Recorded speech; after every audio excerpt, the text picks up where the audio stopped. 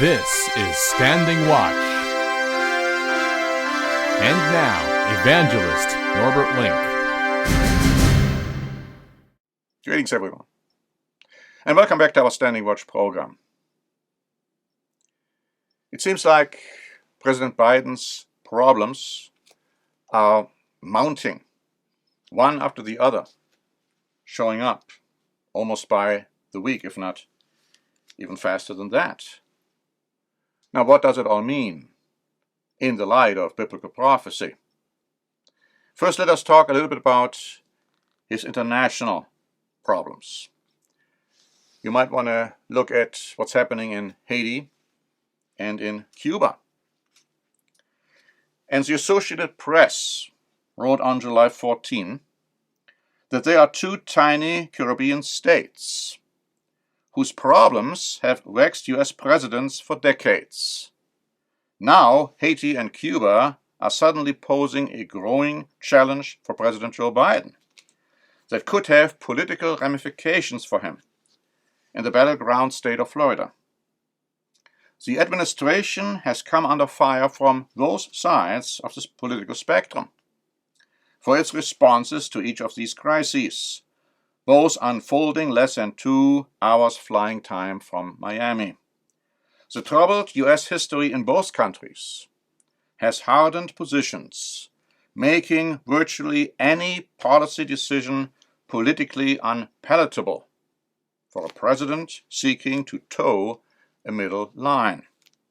On Cuba, the political right in the United States has accused Biden of not being supportive enough of Cuban dissidents. Democrats, meanwhile, are unhappy that Biden has yet to reverse Trump's hardline approach to the island's communist government. So whatever Mr. Biden is trying to do, it's not going to satisfy either the right nor the left. What about Afghanistan? Politico wrote on July 14, even senior Biden administration officials have acknowledged that Pentagon spokesperson John Kirby described as a deteriorating security situation in Afghanistan, where the Taliban claims to have overtaken 85% of the country's territory.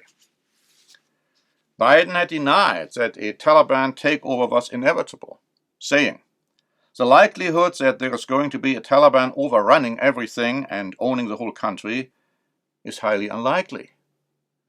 But that assessment doesn't mirror reality.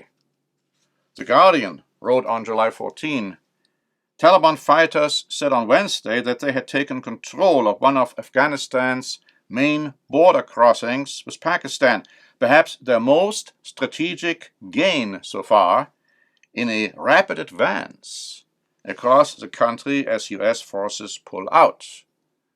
Now, we're not here to tell you whether it's right or wrong to stay in Afghanistan, whether they should pull out now or later or not at all, whether we should have even gone into Afghanistan in the first place. No, we are just talking about the current situation, the future situation, the problems which are arising. Because that the Taliban are taking over the country, that is really without any reasonable doubt. Now, you might also want to add the Mexican-U.S. border crisis. You might want to add the glooming problem and looming problem with Iran. You might want to talk about cyber attacks from Russian soil and the idea to give Putin a list of certain institutions, American institutions, which must not be attacked, wasn't all that helpful, because what about the other institutions which were not on the list? You might also think in terms of the relationship between America and Europe, especially Germany. Right now, Mr. Biden is meeting with Angela Merkel. And the relationship between the two is probably better than it was between Merkel and Trump. But it's not as good as it was between Merkel and Obama or Merkel and Bush. But no matter how good or bad that relationship is, it's not going to make any difference, because Mrs. Merkel is going to be gone pretty soon, and her successor has already set. Whoever that successor may be, you look at the different candidates, they will have a closer relationship with China at the expense of the United States.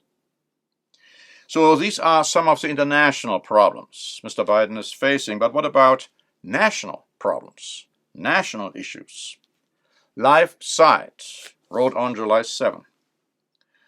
White House officials announced yesterday that the federal government will be knocking on doors in order to push more people to accept the COVID-19 vaccine. We need to go to community by community, neighborhood by neighborhood, and oftentimes door to door, literally knocking on doors, to get help to the remaining people protected from the virus, President Biden said.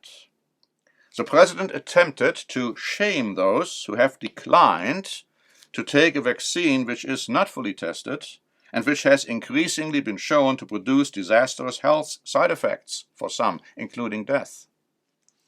Because millions of Americans are still unvaccinated and unprotected, Biden claimed that their communities are at risk.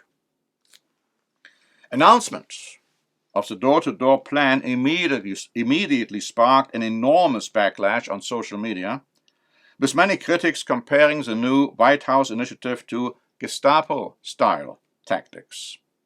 That is Nazi Germany, declared Mike Lindell, founder of MyPillow. This is communism, he added. Sending Joe Biden's Gestapo door-to-door to check up on non-vaccinated Americans is really a recipe for disaster, tweeted Mr. Spicer, a Republican candidate for Congress in Florida.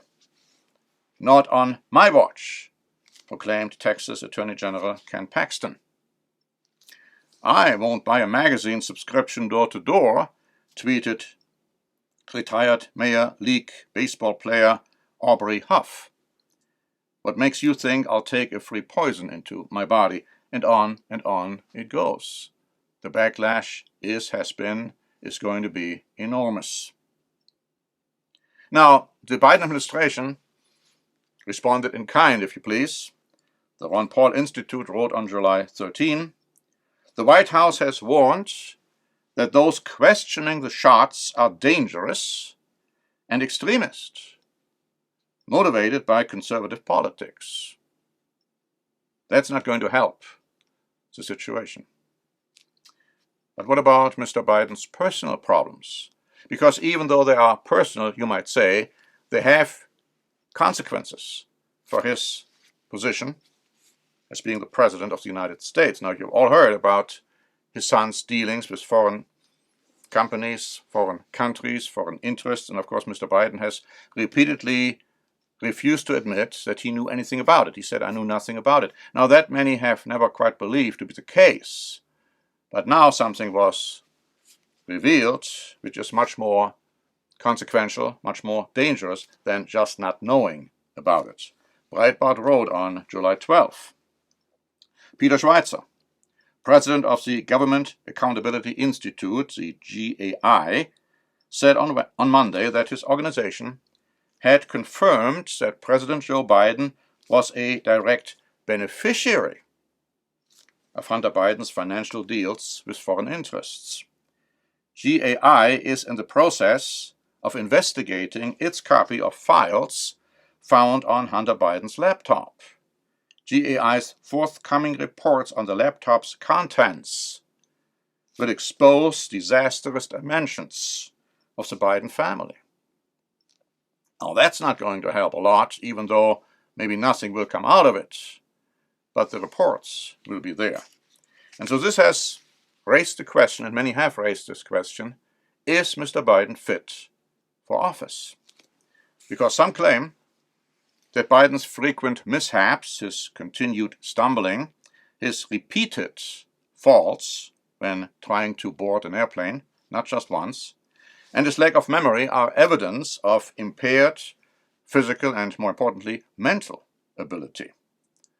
The English tabloid The Sun asked in March of 2021 whether Biden is fit for office, stating, a poll found that nearly 40% of registered American voters believe Biden has some form of dementia. USA Today wrote in June that some Republicans are urging Biden to take a cognitive test, which Biden up until now has declined to do. And because of that, some wonder who is in charge, claiming it is not Biden, but fearing that it may be those who are pursuing a more radical left-wing agenda. And of course, if Mr. Biden were to step down, or found to be unfit for office, and who would be replacing him, that choice just about nobody likes. And so the question remains, are these problems going to go away? Are they going to get much worse? And it appears like, from everything we can see, and from everything we know from biblical prophecy, the problems will get much worse. In order to find out more about that, I encourage you to ask for a free copy of our booklet, The Fall and Rise of Britain and America. Thank you very much for listening. Until next time. This is Norbert Link for the Standing Watch program.